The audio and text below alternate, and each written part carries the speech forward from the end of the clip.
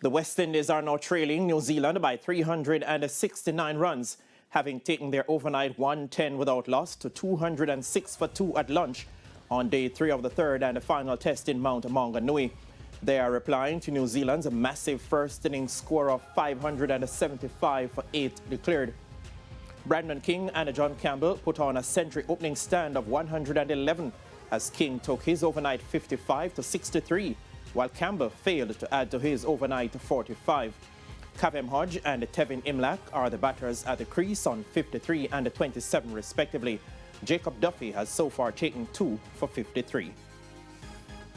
Meanwhile, a double century from Devon Conway was among the highlights as New Zealand piled on the runs in their first innings. However, the West Indies opening pair, as we told you earlier, responded with an encouraging century partnership.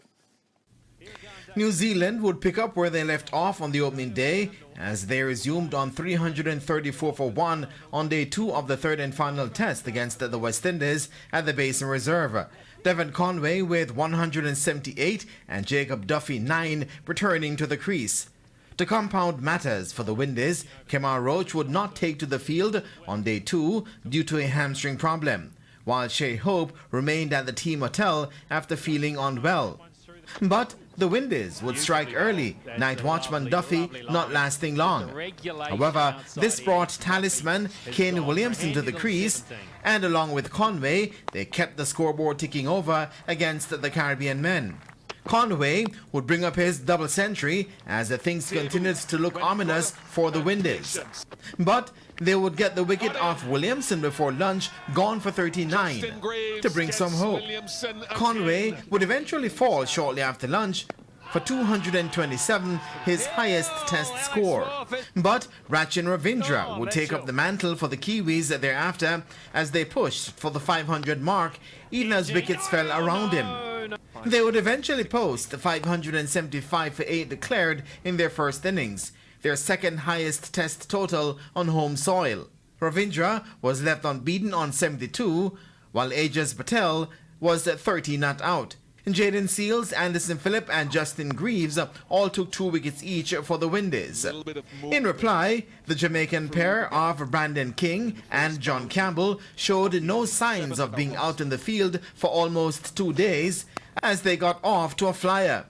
It almost became a case of anything the Kiwis could do, the 2 Windies batters would try to do better as they closed on 110 without loss, still trailing by 453 runs. King was 55 not out and Campbell unbeaten on 45 at the close. Greaves reflected on the Windies' approach to their innings after spending almost 2 days in the field. I just think they pretty much took a page from the New Zealand boys' book. It's a pretty good pitch.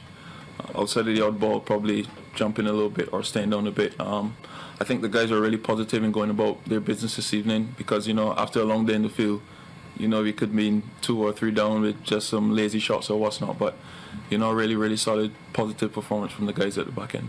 And although 1-0 down and still facing a massive first innings deficit, Greaves says he's not ruling out a Windies win. We came pretty close in Christchurch. We weren't at our best in Wellington. And I think we've got a pretty good chance here, especially the way we came back today. And then obviously the batting performance at the end of the day. So, it was always positive, always looking forward. And Jermaine Brown reporting for TVJ Sports.